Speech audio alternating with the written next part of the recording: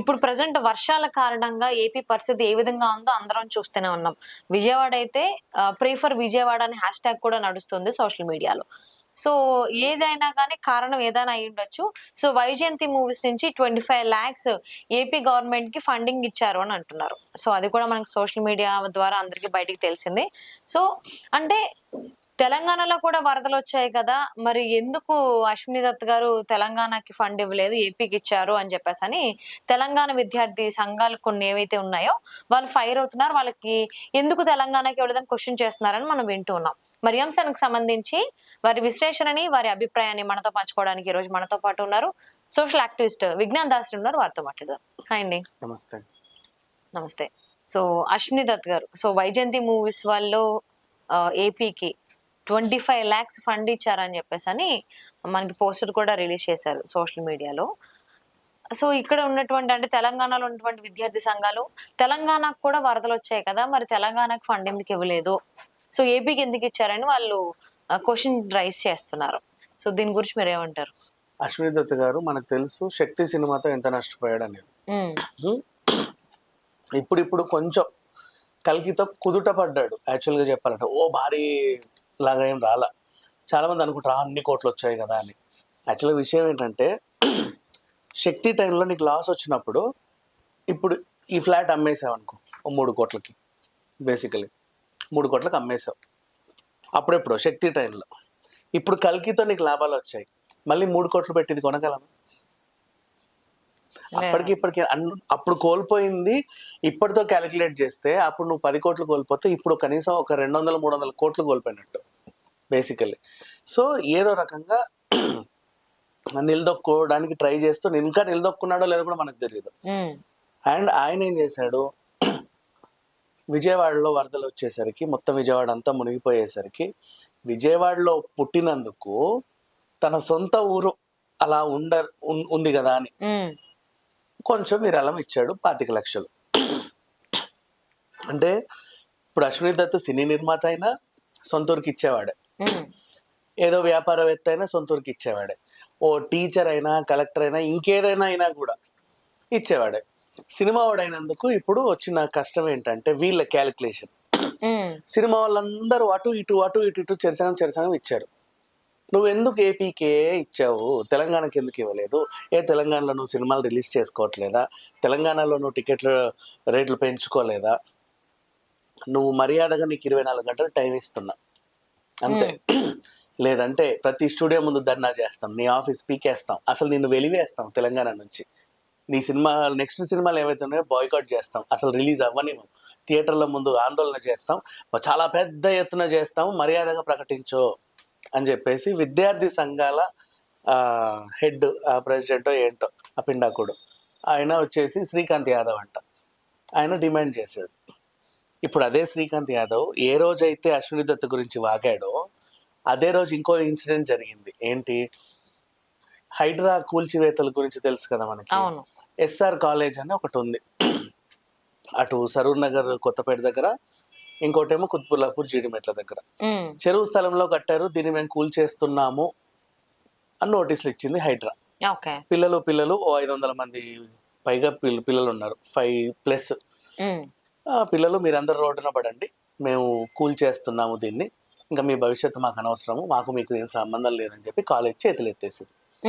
ఇప్పుడు 500 మందికి పైగా ఇంటర్ విద్యార్థులు రోడ్డున పడ్డారు. వాళ్ళ భవిష్యత్తు అంటే ఎవరికి తెలియదు, ఏ కాలేజ్లో చేరాలో తెలియదు, ఈ కాలేజీలో కట్టిన ఫీజు ఏమైద్దో తెలియదు, అప్పటికప్పుడు సిలబస్ ఎక్కడి నుంచి స్టార్ట్ చేయాలో ఏమీ తెలియదు. ఈ అకాడమిక్ ఇయర్లో వాళ్ళకంటూ ఒక పెద్ద ఇది జరిగింది. పైగా అందరూ ఆ చుట్టుపక్కల ఇళ్లలో ఉండే వాళ్ళు అక్కడ చదువుతారు. ఇప్పుడు ఇంకెక్కడో కాలేజ్ అంటే ఎక్కడికి వెళ్ళి చదవాలో తెలియదు, ఎక్కడ ఉండాలో తెలియదు, ఏమీ తెలియదు. ఇలాంటిది ఒక క్వశ్చన్ మార్క్ అనేది మిగిలిపోయింది. ఇప్పుడు విద్యార్థి సంఘాల హెడ్ ఎవరైతే ఉన్నాడో ఈ ఇష్యూ గురించి మాట్లాడాలా, అశ్విని దత్ మీద పడేయడం వల్ల? మరి ఆ విద్యార్థి సంఘాలకు సంబంధించిన నాయకుడు కాబట్టి స్టూడెంట్స్ గురించి మాట్లాడాలి. 500 మంది పిల్లలు రోడ్డున పడ్డారు అంటే 500 మందికి ఇప్పుడు వీళ్ళు ఎన్నుకున్న అద్భుతమైన నాయకుడే కదా. ఈ అద్భుతమైన నాయకుడు వీళ్ళ గురించే కదా మాట్లాడాలి. అశ్విని దత్ మీద పడ్డాడు, సినిమాల గురించి మాట్లాడుతున్నాడు. నెక్స్ట్ పోనీ ఆయనకు అవుట్ ఆఫ్ ద సిలబస్ అయినా ఒక తెలంగాణ నాయకుడిలాగా మాట్లాడాడు అనుకుందాం. ప్రజెంట్ విద్యార్థి సంఘాల ప్రెసిడెంట్ ట్యాగ్ తీసేసి అద్భుతమైన తెలంగాణ స్టూడెంట్ లాగా మాట్లాడాడు అనుకుందాం. ఓకే, తెలంగాణకి ఇవ్వలేదు, ఏపీకి ఇచ్చాడు, ఫలానా ఆయన తెలంగాణ దగ్గర బాగా దోచుకున్నాడు అని మాట్లాడాడు. ఇప్పుడు సినిమా తెలంగాణలో రిలీజ్ అయింది, బాగానే ఉంది, ఆంధ్రాలో కూడా రిలీజ్ అయింది, బాగానే ఉంది. నీవు ఎక్స్ట్రా షోస్ వేసుకోలేదా, ఎక్స్ట్రా డబ్బులు తీసుకోలేదా అన్నాడు. మన స్టూడియోలన్నీ తెలంగాణలోనే కదా ఉన్నాయి. Cinema post production, dubbing, re recording అన్ని ఇక్కడే అవుతున్నాయి. యూనియన్ ఆఫీసులన్నీ తెలంగాణలోనే ఉన్నాయి. టీవీ ఛానళ్ళు కూడా పలానా ABC TV Telangana, ABC TV Andhra అని పేరు రాసుకున్నా కూడా ఆపరేషన్స్ అన్ని ఇక్కడ నుంచే అవుతున్నాయి. స్టూడియోలు అన్ని ఇక్కడే ఉన్నాయి, పోస్ట్ ప్రొడక్షన్స్ అన్ని ఇక్కడే ఉన్నాయి, యూనియన్లు ఇక్కడే ఉన్నాయి. సినిమాకి సంబంధించి A to Z అంతా హైదరాబాద్ లోనే ఉంది. వీళ్ళు ట్యాక్స్లు తెలంగాణ గవర్నమెంట్ కే కడుతున్నారు, వీళ్ళు రెంట్లు తెలంగాణ గవర్నమెంట్ కే కడుతున్నారు. ఎప్పటి నుంచో. నెక్స్ట్ ఇప్పుడు మళ్ళీ కల్కి సినిమా గురించి మాట్లాడదాం. సరే, కల్కి సినిమాలో ఎంత దోచుకున్నారు అని నేను అన్నాడు కదా, ఆ దోచుకున్న దాంట్లో కూడా తెలంగాణ గవర్నమెంట్ కే ట్యాక్స్ కట్టారు. అవునా? ఎన్ని షూట్లు, ఎన్ని షోస్ వేసుకున్నా ఇక్కడే. ఆంధ్రాలో కూడా టికెట్లు అమ్ముకున్నా book my show main office ఇక్కడే ఉంది, నాగార్జున సర్కిల్లో. వాళ్ళు అక్కడక్కడక్కడ అన్ని టికెట్లు అమ్ముకున్నా కూడా మళ్ళీ తీసుకొచ్చి ట్యాక్స్ ఇక్కడే కడుతున్నారు. ఈ నాలెడ్జ్ వీడికి లేక అశ్విని దత్ మీద పడి ఏడ్చాడు. నెక్స్ట్, అశ్విని దత్ గారు సినిమా ఇండస్ట్రీ తరఫున సహాయం చేశారు. ఆయన పేరుకి సినిమా మనిషే కాదనం. సొంతూరు మునిగిపోయింది కాబట్టి సొంతూరుకి ఆయన విరాళం ఇచ్చాడు. అదే అశ్విని దత్ నీ ఊర్లో ఉన్న నీ ఊరికి కూడా ఇచ్చేవాడు, అంతే కదా. హైదరాబాద్ లో పుట్టిన హైదరాబాద్కి ఇచ్చేవాడే, ఒకవేళ మునిగిపోతే. ఇంకేదన్నా ఊర్లో ఉంటే అక్కడ ఇచ్చేవాడు. అండ్ విరాళం అనేది ఒక డొనేషన్, ఎవరికి నచ్చినట్టు వాళ్ళు ఇస్తారు. నువ్వు దానికి ఇచ్చావు, దీనికి ఎందుకు ఇవ్వలేదు అని అడిగే క్వశ్చన్ ఎవరికీ లేదు. అండ్ మెడ మీద కత్తి పెట్టి డొనేషన్ నువ్వు ఇంతే ఇవ్వాలి అని అడగడానికి కూడా ఆస్కారం లేదు, ఆ అర్హత కూడా ఎవరికి లేదు. నా బర్త్డే వచ్చింది, ఓల్డ్ ఏజ్ హోమ్ కి నేను విరాళం ఇచ్చా, నువ్వు ఆర్ఫనేజ్కి ఎందుకు ఇవ్వలేదు, వాళ్ళు మాత్రం ఇది కాదా అని చెప్పి నువ్వు గొడవ చేసి నేను ఎక్కడికి పోను? జూబ్లీ హిల్స్ చెక్ పోస్ట్ దగ్గర 10 రూపాయలు దానం చేశా.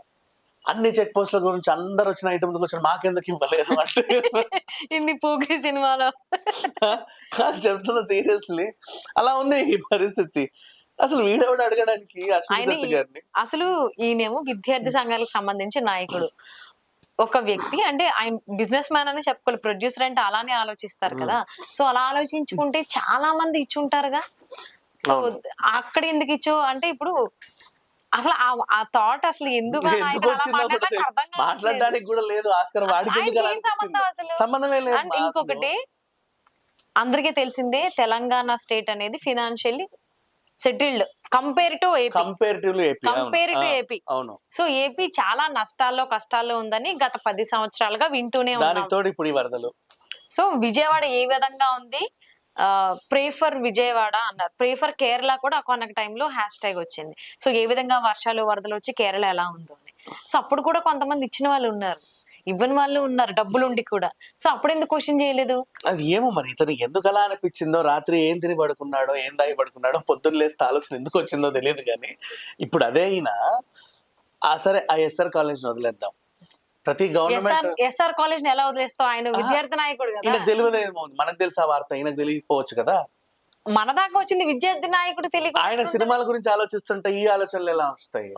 నెక్స్ట్, ఇప్పుడు ఆయనకి ఒక ఇనిషియేటివ్ తీసుకుని, అరే ఇన్ని వర్షాలు పడుతున్నాయి, అన్ని ఊర్లు మునిగిపోతున్నాయి, పాత శిథిలావస్థకు వచ్చిన గవర్నమెంట్ కాలేజ్లో స్కూల్లో బోల్డ్ ఉంటాయి కదా, అవన్నీ ఎలా ఉన్నాయో చూద్దాం అని ఒక టూర్ పెట్టుకుని, గోడ కూలిందా, పిల్లల మీద ఏమన్నా పైకప్పు కూలిపడిందా, ఇంకేమన్నా జరిగిందా, అసలు సదుపాయాలు సరిగ్గా ఉన్నాయా, వైరల్ ఫీవర్లు వస్తాయి, కింద ఇప్పుడు ఆ మురుగునీళ్ళు పారుతా ఉంటాయి, అవి దాటి పిల్లలు అలా అలా అలా వెళ్తారు, ఖచ్చితంగా వెళ్ళాలి కాబట్టి ఇలాంటి వాటి గురించి వెళ్ళి చిత్రీకరించి గవర్నమెంట్ దృష్టికి తీసుకొచ్చి, చూడండి నేను విద్యార్థి నాయకుడిని మాట్లాడుతున్నాను, ఇది జరిగింది, ఇక్కడ విద్యార్థులు ఇంత నష్టపోతున్నారని నువ్వు చెప్తే ఎంత బాగుండేది. అది కదా చేయాల్సిందే. పోనీ నీకు తెలిసి SR కాలేజ్ నీకు తెలిసిందే అనుకో, వెళ్ళి వాళ్ళ తరఫున రోడ్డు మీద కూర్చొని వీళ్ళ బతుకులేంటి అని ప్రశ్నించు, ఎంత బాగుంటది. అశ్విని దత్ ఏం చేశాడయ్యా నీకు అంటే, నీకంటూ ఒక ఐడెంటిటీ క్రియేట్ చేసుకోవడం కోసం, ఎంత విద్యార్థి సంఘాల నాయకుడైనా విద్యార్థులకు కూడా తెలుసోలేదో నువ్వు నాకు తెలియదు, కానీ ఒక ఐడెంటిటీ క్రియేట్ చేసుకోవడానికి అశ్విని దత్ని టార్గెట్ చేసి గట్టిగా గొడవ చేస్తున్నాం. అండ్ మిగతా సినిమా హీరోలు అందరూ కూడా. అండ్ ఇంకొకటి మాట్లాడుతున్నా, సందీప్ కిషన్ వెళ్ళి ఆయనకు రెస్టారెంట్ చైన్స్ ఉన్నాయి కాబట్టి అక్కడ అందరికి ఫుడ్ ఇస్తున్నాడు, మరి ఆయన అనలేదా నువ్వు ఇక్కడ ఎందుకు ఇవ్వట్లేదు ఫుడ్ అని? ఉమ్, తెలియదేమో ఆయన ఇచ్చాడో లేదో అని. చిరంజీవి గారు ప్రకటించారు అటు ఇటు, ఎన్టీఆర్ గారు ప్రకటించారు అటు ఇటు, బోల్డ్ అంతమంది 2 తెలుగు రాష్ట్రాలకి ఇచ్చారు, కరెక్ట్, అన్ని బాగానే ఉన్నాయి. ఇచ్చినోడి దగ్గర తీసుకో, ఇవ్వనోడి నువ్వు అడకు. అది డొనేషన్ కదా. అసలు ఆయన ఎవరు డొనేట్ ఇవ్వడానికి, ఎవరో ఇచ్చినందుకు నువ్వెవరు అడగడానికి మధ్యలో? సీరియస్లీ, పలానా మనిషి అట్లంటే అందరినీ టార్గెట్ చేయి. మీరు ఎందుకు ఇవ్వలేదు, మీ ఇంటింటికి వెళ్ళి అడుగు, బాబు మీరు ఇట్లా ఎందుకు డొనేషన్లు ఇవ్వట్లేదు అని చెప్పేసి, వినాయక చందాలు వచ్చినట్టుగా అందరు ఇంటింటికి వెళ్ళి అడుగు. లేదా నువ్వే కలెక్ట్ చేయి. నీ విద్యార్థి సంఘం అధినేత అన్నావు కదా, వాళ్ళందరూ విద్యార్థుల చేత తలా రూపాయి ఇవ్వంటారా అని చెప్పేసి ఇంత 4 లక్షలు 5 లక్షలు పోగు చేసి ఇచ్చేయి నువ్వే, నీ తరఫు నువ్వు. ఉమ్, తెలంగాణకేవు, ఆంధ్రకేవు, లేకపోతే నువ్వే ఉంచుకో, నువ్వే తిను, నిన్ను ఎవడొద్దన్నాడు. ఇవన్నీ పక్కన పెట్టేసి అశ్విని దత్ ఇవ్వలేదు అశ్విని దత్ మీద పడ్డాడు. సరే, ఏదేమైనా సరే, ఏ సంఘం నాయకులైనా సరే ఫస్ట్ వాళ్ళ సంఘంలో ఏం జరుగుతుందో ఆ లోపాలన్నీ సరిదిద్ది తర్వాత ఇతరుల మీద పడేడిస్తే బాగుంటది. అంత మించి నేనేం చెప్పలేను. అవును. సో ఈ సంభాషణలో మనకు ఒక టాపిక్ వచ్చింది, ఎస్ఆర్ కాలేజ్. సో ఆ స్టూడెంట్స్ గురించి ఈ విద్యార్థి సంఘం నాయకుడు శ్రీకాంత్ యాదవ్ కొంచెం పట్టించుకుని వాళ్ళకి ఎలా న్యాయం చేయాలి ఏంటనేది చూసుకుంటే బాగుంటుందని ఆశిద్దాం. Thank you so much. Thank you so much.